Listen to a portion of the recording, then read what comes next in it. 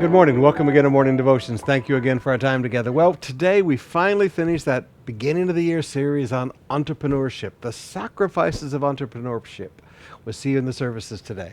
But right now, I want to talk to you about the purpose of salvation. Do you remember that God created man for fellowship? He would walk with Adam and Eve in the cool of the evening, and sin brought a separation between God and man. Everything about salvation, every bit of the types and symbols of the Old Testament, all of the teaching in the New Testament, is all about God being with his people. Now let me illustrate this. In Exodus chapter 29, beginning with verse 45, God said, I will dwell among the people of Israel and will be their God. And notice, he said, I want to dwell there.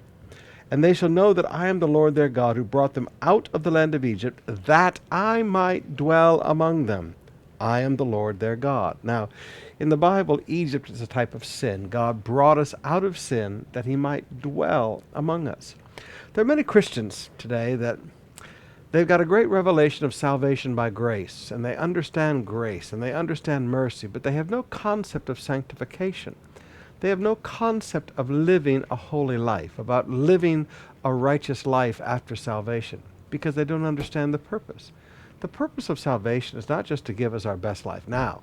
The purpose of salvation is because God wants to dwell with us. God wants to be with us. And God does not hang out in a sinful environment. Now, there's no people perfect. Please, I understand that. But you and I need to be the type of a person that really wants to live right. Let me say that again. We really want to live right. And the reason we want to live right is we want the presence of God in our lives. This is not a works program.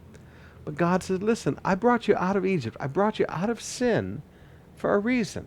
I want to dwell among you. I want to be with you. I want to hang out with you. I want to walk with you like I walked with Adam and Eve in the cool of the garden.